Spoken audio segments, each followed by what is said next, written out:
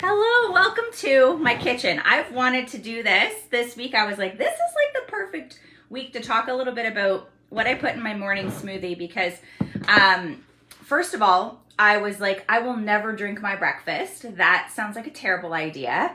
I like to eat, I like to chew, but here's the thing. I kept saying that, but then like I wasn't preparing my breakfast. I was skipping breakfast. Then I was ending up, coming home in between showings and taking care of my kids and getting them to school and then like eating something crazy, or I would hit a drive-through because we go past a few drive-throughs on the drive home, and I kept skipping my breakfast. So what would happen for me is it would kind of go downhill from there, even though I don't know that I'm particularly, like, I don't really get super hungry in the morning. So this is kind of one of those things where you can customize it to what you like.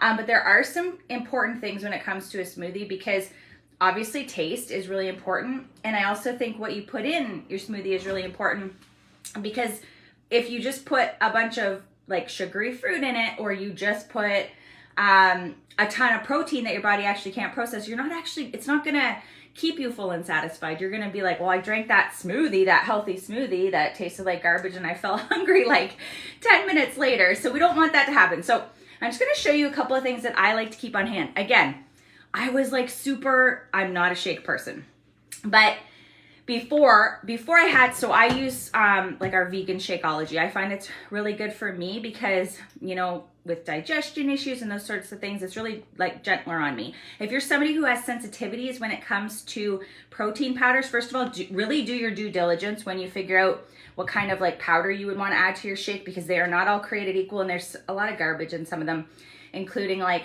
added stuff that's actually going to make you hungrier, or it can affect your hormones. So that's a big deal too, because you're like, why am I putting on weight? Why are my hormones all wacky? And we as women do not need any more of that. So I use this.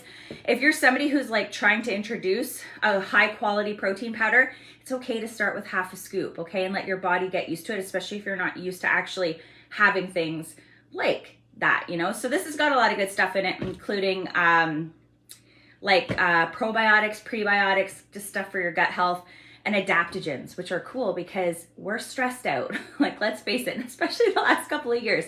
And adaptogens are a type of superfood that actually can help your body and your cells really kind of like adapt to stressful situations, and like it just helps repair your cells on a cellular level. So that's kind of cool. So I will always use this.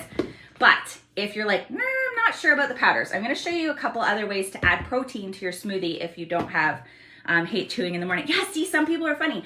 I do love a hot breakfast. I love things like French toast and those sorts of things, but not first thing in the morning. And then, like I said, I was like, I was getting up super early. I was going out, and then it was just a train wreck from there. So a couple of things you've probably heard of before, like Greek yogurt.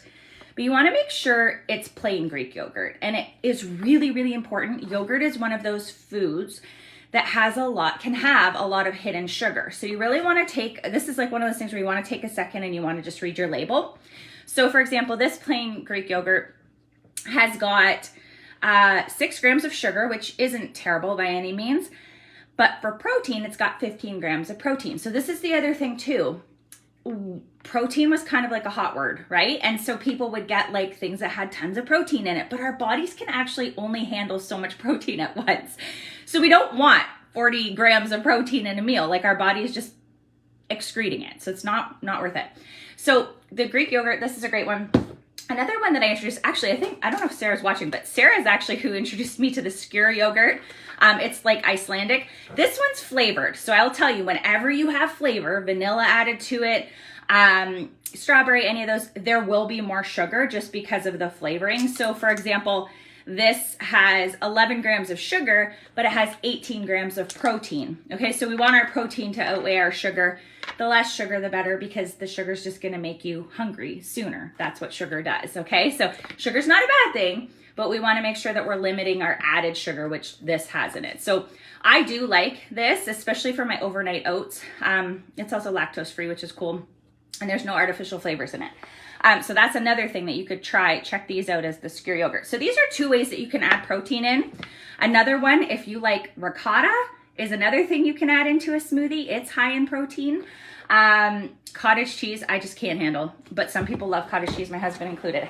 Other things that I like to have on hand. So again, before I started making smoothies, like we would have dairy milk in our fridge. I didn't really drink much of it as an adult, but I would let my kids like have it with their cereal and whatever. I switched to unsweetened. So this is really important. Unsweetened almond milk or coconut milk. I really, really love the coconut milk. Again, you just take a quick peek at the back of it, and you can just make sure that there's nothing added in. Okay, that's why you want the unsweetened, so you don't have any added sugar. And my husband's home, and I mean, it's not a lot of calories, but it just kind of makes it a little bit creamier. That's why I like it. So I will actually do like a cup of the unsweetened coconut milk or almond milk, and then I will also add in water because I don't like my smoothies to be super thick. So that really depends on you. If you like yours more thick, add less liquid and more ice. And if you like yours to not be as thick, then you're gonna add more liquid and less solids. Okay, so my other must-haves in my shake, because I love fruit and I love sugar and I do love things to be a little bit sweet, but I find that when you add half a banana, so I like to use half a banana, and then I'll often use the other half of a banana in something else, because usually bananas, they can be really big. I don't know about you guys, but there's like, the bananas, like sometimes they're massive, okay? So half a banana for me, taste-wise, just makes it not too banana-y, if that's a word. And I will add that in, and it just kind of, I think, makes it like a little bit smoother and sweeter. So I will, if you don't like banana, that's okay. Add other fruits in. Something else that's good to have on hand is like frozen fruits. Then you don't need ice, right? So, you know, they often put these on sale at the grocery store. And the cool thing is a lot of people are like, oh, like frozen fruit's not as great as fresh. That's actually not true, because they freeze fruit right at its like optimal ripeness. So it actually is very, very good quality. So if you're somebody who like is on a bit of a budget too, frozen fruit is an awesome way to add fruit in. So because I'm doing vanilla, I love chocolate, but I am doing vanilla today. So I will do like strawberry or blueberries, and then I'll do half a banana. Now, this is the thing I was really reluctant on, and that's spinach. I do put spinach in my smoothie. I think it's important to have a good blender if you're going to use, and if you're a texture person, because I'm definitely a texture person. But I put spinach in, and like this is like our big blender right now, our Vitamix that we invested in after years of just using like a personal size Ninja, which also go on sale all the time. But I do think having a good blender is worthwhile. But I'll put the spinach in, and it's just a way to sneak in an extra veggie where, yeah, team spinach. And a lot of girls in my fit club will put like all sorts of crazy vegetables in there, and say, for example, like cauliflower rice, they'll put that in and they say like they can't even taste it. They'll put butternut squash. Like, I'm not that adventurous. Like, spinach for me was a big deal to put the spinach in, but I just love having that like one vegetable done right away, and I don't even know that it's there. So I love that. And I do use fresh spinach for that. I think, again, I'm a texture person.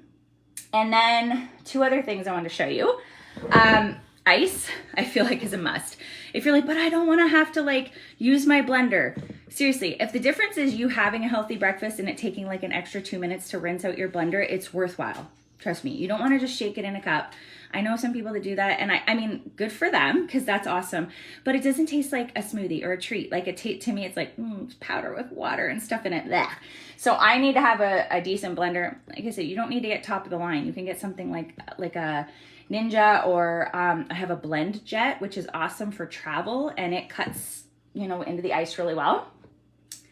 Adding something like a nut butter is another thing you can do. So I don't normally put nut butters in my smoothie.